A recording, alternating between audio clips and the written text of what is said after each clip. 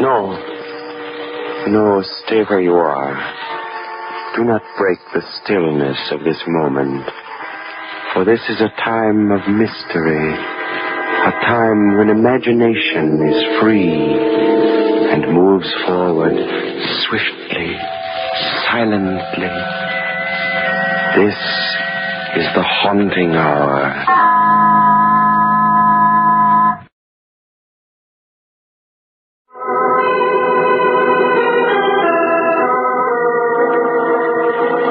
Remember Hugo Carteret? Of course you do. The brilliant criminologist and charming gentleman who had such a wonderful flair for solving crimes, which carried a hint of the macabre and savored of the supernatural. He died back in the 20s, and they say that everybody from the 400 of Park Avenue to the 400,000 of the Bowery and Hell's Kitchen came to his funeral.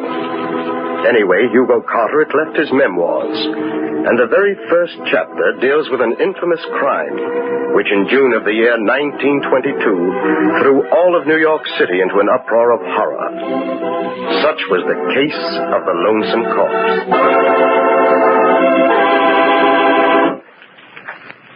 Greystone Park used to be the private estate of old Caleb Greystone, eccentric recluse and, incidentally, millionaire many times over. When Caleb died, he willed the estate to the city of New York. The city fathers, properly grateful, promptly converted the estate into a park. It was public in that it was open to the public, but it had a private look, because a 15-foot wall of polished stone completely surrounded it. One day, back in June of 22, a big car drove up to the only entrance.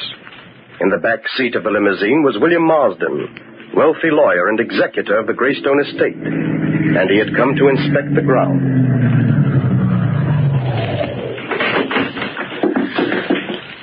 You wait here in the car, Edward. Yes, Mr. Marsden. Will you be long, sir? I don't think that's any of your business.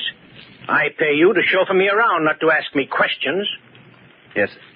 I was only bringing up the fact that it's getting dark, and you said you had to be at the plaza by 9. I'm perfectly able to take care of my own business, Edward. I'll mind mine, and you mind yours. You wait here in the car till I'm through in the park. Understand? Yes, Mr. Marsden.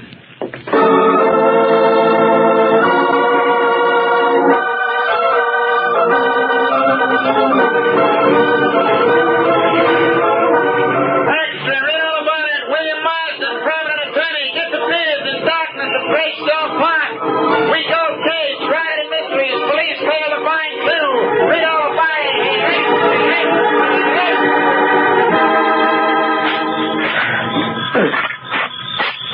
Hey, Joe. Yeah? How do you suppose that big shot lawyer Marston disappeared? Think his chauffeur had something to do with it? I don't know, Tom. I don't get it. He tells his chauffeur to wait, walks into this here park, and never comes out. Chauffeur hears a scream inside the park, and that's all. You scared too easy, Tom. That's nice. Just broke my shovel. Well, I have to go over to the tool house and get another one. But, Joe, the tool house is way over the other end of the park. So what? It's getting dark. It ain't healthy to be in this place after dark. Let's knock off, Joe. We can finish digging these flower beds tomorrow. If we knock off, we'll both be looking for a new gardener job tomorrow. Andrew, the superintendent, told us to finish up tonight, and that's what we got to do. Look, Joe, don't leave me.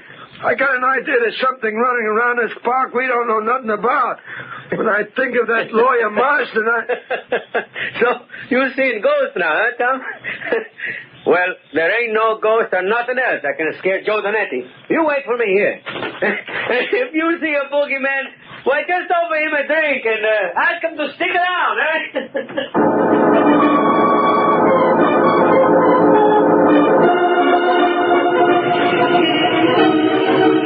Extra, Greystone Park claims second victim. Park gardener leaves companion for tool house and never returns. Police call in Hugo Carter at a public direct solution. Read all about it here.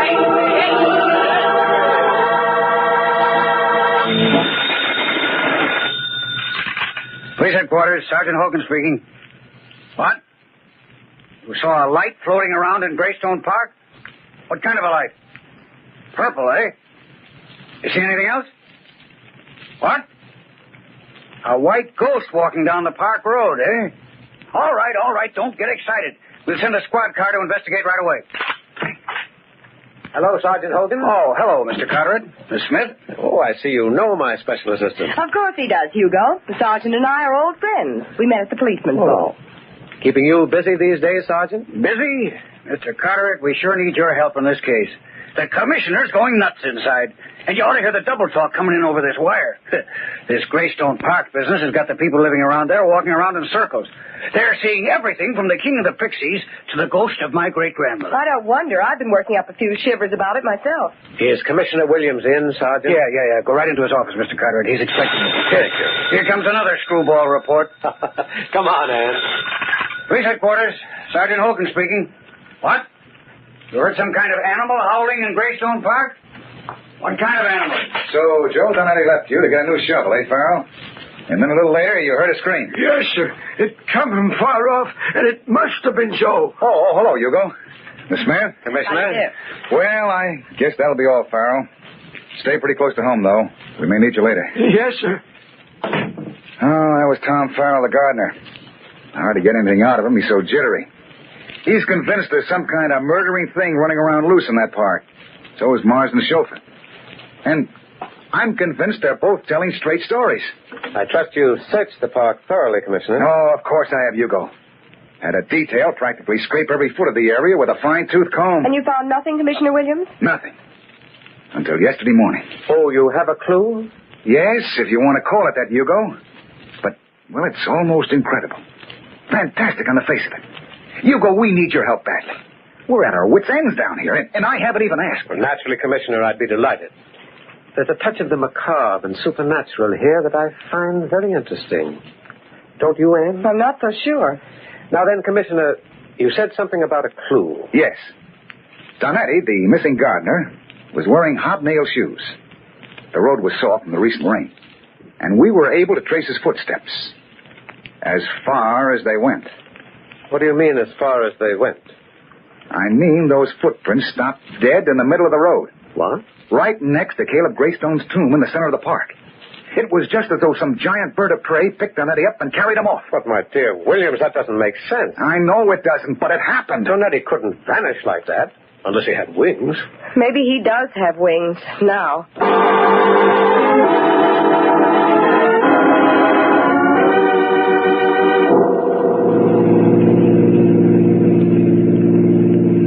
You know, Anne, I can't get those footprints out of my mind. They interest me. They scare me. In fact, I think I'll stop in at Greystone Park and have a look at them. You mean now? Yes. Oh, but Hugo, it's midnight, and there's something dangerous roaming around in that park. Something deadly. Why not wait until tomorrow in the daylight? Because the things that happen in Greystone Park, Anne, seem to happen at night.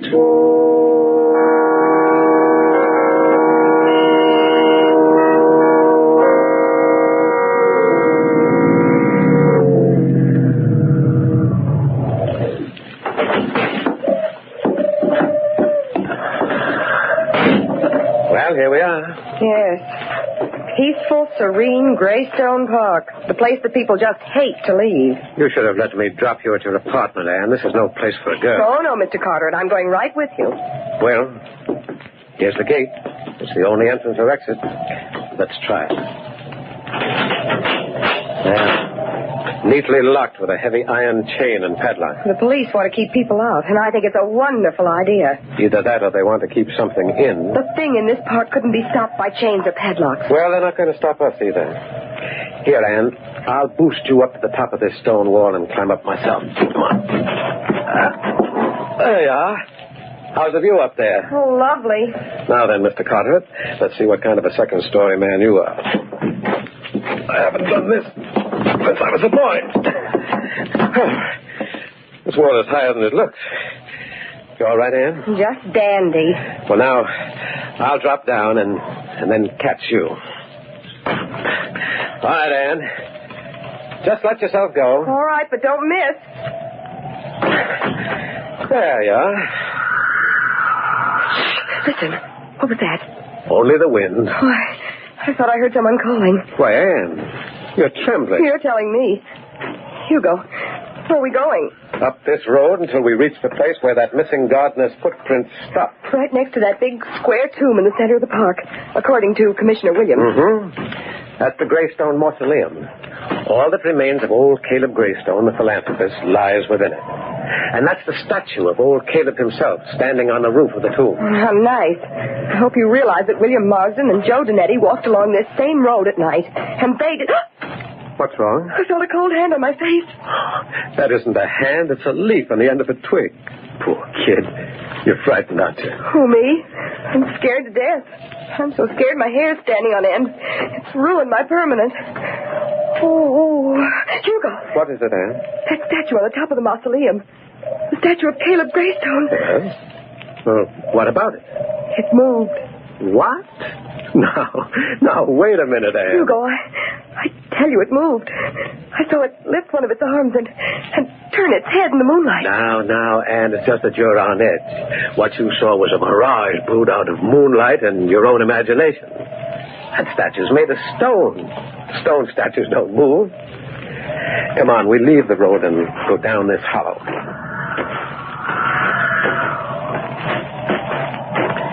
Well, here we are. Here's the tomb. And here's Donetti's footprints, just as the commissioner said. They're pretty faint, but...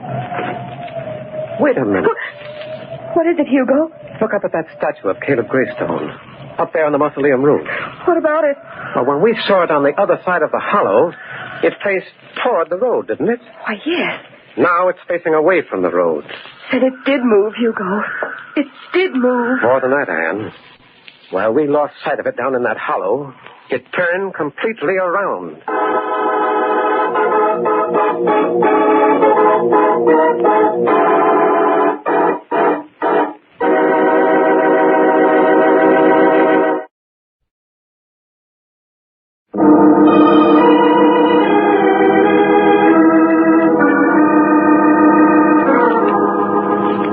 The strange phenomenon of the restless statue intrigued Hugo Carter at no end. Like a hound after his quarry, he scrambled to the roof of the mausoleum and made a thorough examination of both the statue and the roof in the moonlight. He reported his findings to Police Commissioner Williams, and the next morning, in the light of day, they revisited the scene. You two up there better be careful. That roof's slippery. Oh, we'll be all right, Anne. Here, Commissioner. Watch what happens when I grasp this statue.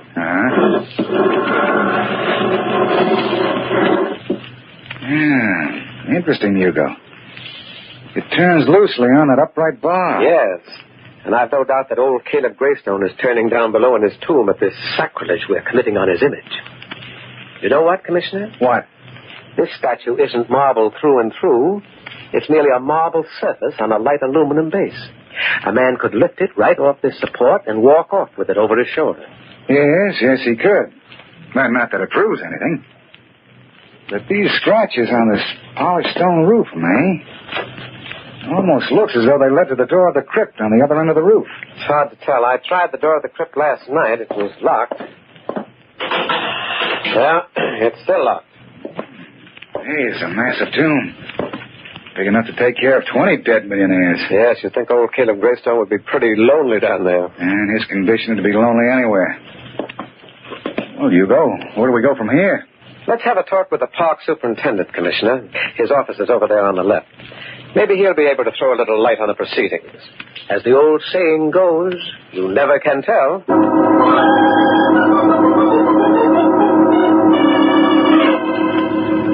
Well, Mr. Andrews, this is Hugo Carter, the criminologist, and his special assistant, Miss Smith. How do you do? Andrews, how do you do? Oh, yes, I've heard of you.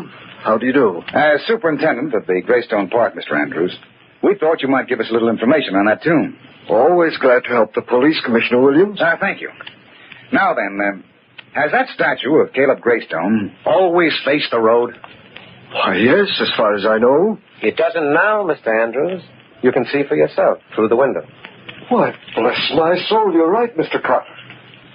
Now, how do you suppose that happened? That's what we hope to find out. Interesting idea to build a statue of yourself and put it on your own mausoleum. Mr. Greystone had it made in memory of himself as a reminder to the public that he had converted his private estate into a park for their benefit. Mm-hmm. Somewhat of an egotist, huh? And from what the newspaper files say, eccentric.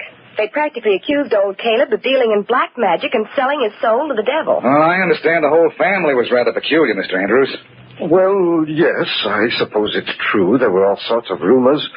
Old Caleb was the eldest son, and he hated the rest of his family. Cheated them out of the family fortune, they say. It said that he drove his own brother Arthur into poverty. Yes, I remember the case. Arthur Greystone disappeared. Bureau of Missing Persons never did locate him. Mr. Andrews, that mausoleum out there is a pretty massive affair. Is old Caleb the only one buried there? Yes. As I said, he hated the rest of the family. He specified in his will that only he was to be buried there. That wasn't very hospitable of him. So old Caleb has that whole place all to himself, huh? What are you getting at, Hugo? Yes, that's what I'd like to know, too. Oh, nothing. Nothing at all. It's just that these cases of abnormal psychology interest me. Yes, Commissioner, they interest me no end.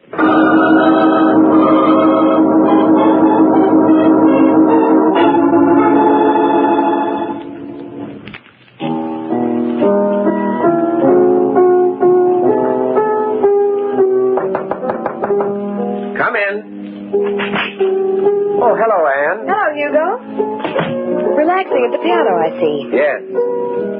Would you like me to stop? No, I like that melody you're playing. So do I. You know, music brings a certain clarity to the jumbled mind. It resolves things. It's a mental lullaby. Where have you been, Anne? Down at police headquarters. Poor Commissioner Williams. Why poor Commissioner Williams? Every newspaper in town is clamoring either for a solution to this Greystone Park mystery or a new police commissioner. Yes, I know. It's a pity. You know, Anne, Frank Williams is not only a gentleman, he's our friend. I think the time has come for us to try and crack this case. The time has come, all right, but how? Well, we've seen the outside of Caleb Greystone's tomb. It might be interesting to have a look at the inside. The inside? Yes. I've got an idea that's where our solution lies. But how are you going to get in? That door of the crypt on the roof is locked tight. Well, Anne, if I may boast a little, I have a certain skill with burglar tools. Yes, I know, but you can't go there in broad daylight and burglarize somebody's mausoleum. I don't propose to go there in broad daylight. You mean we're going tonight? I mean, I'm going tonight. I'm taking you home right after dinner. Oh, no, you don't. You need someone to hold your flashlight. And besides, I'm just mad about mausoleum.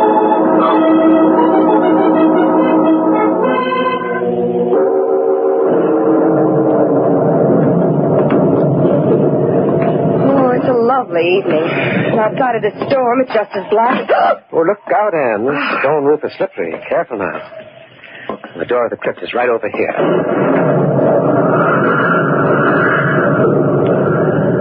Now keep your flashlight trained right on this lock.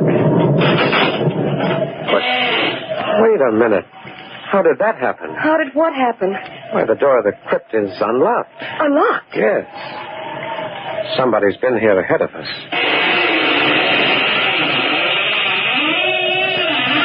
Oh, dear. It's awfully dark down there. What are we going to do now? We're going inside. But there may be someone in there. But I'll find out. You wait out here. Oh, no, Hugo Carteret. I'm not going to stand out here alone. I'm going in with you. Have it your own way. We'll take this hammer with us. It may come in handy. Careful now. There are stairs leading down into the crypt. You stay close to me. Hugo, I'm practically hugging you to death right now. Oh, it's cold in here.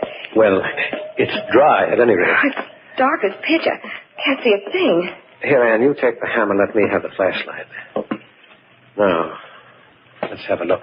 Oh, Hugo, look. There are two men lying there on the floor. They must be... Yes. The two men have disappeared in Greystone Park. William Marsden and Joe Donetti. Are they? Yes, I'm afraid they are. Oh, poor devils. Nobody would think of looking for them in here. How were they killed? They've got deep red marks around their throats. Typical of some kind of strangling cause. Oh, it's horrible. Why were they brought here? Why would anybody want to do a thing like this? The motive, Anne, like everything else in this tragic case, was abnormal. I'm beginning to see now why. Anne, listen. Footsteps on the roof. Someone's up there. Yes.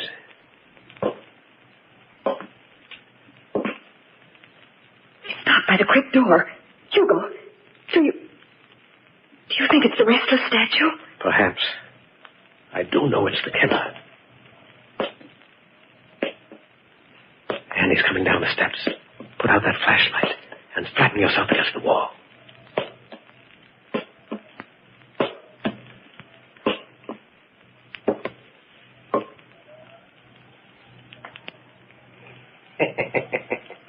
Good evening. Oh, come now. I know you're in here. I can see in the dark better than you think. I have eyes like a cat. I saw you coming through the trees. I left the crypt door open for you. You walked right in, you fools. You walked right in. Who are you? Why, my name is Arthur Greystone. This is the Greystone tomb. I live here with my friend. So you killed these two men? Yes, it was lonesome here. I wanted my brother Caleb over there in the casket to have company. He wanted to sleep alone in this big, beautiful mausoleum. It was so selfish of him, so selfish. But now he has two others to sleep with him. And soon he'll have four. You took the statue of your brother off the supporting rod, didn't you, Arthur? It was light enough to carry. You hid it here in the tomb and posed as your brother's statue. In the dark, your victims couldn't see that the statue was alive. You dropped a cord around their necks as they passed below. You're very clever, my friend. No, I wouldn't move if I were you. I have the strangling cord here in my hand, and I'm very good at using it. Why did you do all this? My brother Caleb cheated me in life. Drove me into poverty. Then he tried to cheat me even in death. He built this tomb and willed that only he would sleep here. This is your idea of revenge, filling his tomb with sleeping companions. Yes, I waited years to get even.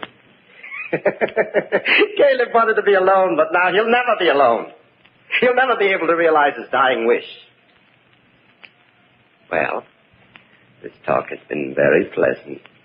Yes, indeed, but now we must get to work. I'll take you first, young lady. Please don't try to resist. I assure you I'm very strong.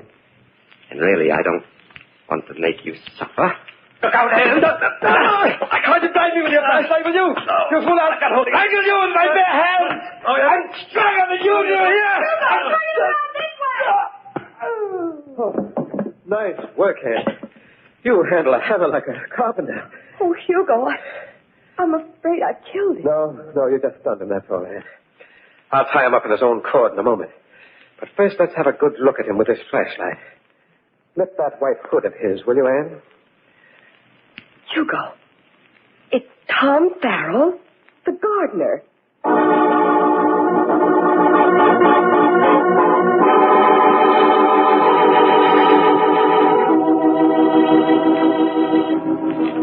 And so ended the case of the Lonesome Corpse, and another chapter in the memoirs of Hugo Carteret. Arthur Greystone had disappeared, only to reappear close to his brother's mausoleum as Tom Farrell, the gardener, a convenient alias.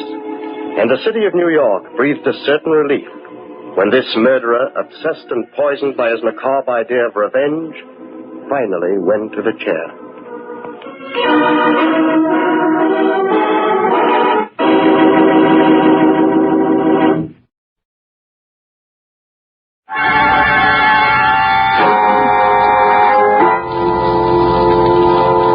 Shadows and stillness, mystery weaves a spell of strangest fascination, charging the mind with doubt and fear. For mystery is a strange companion, a living memory. In the haunting hour.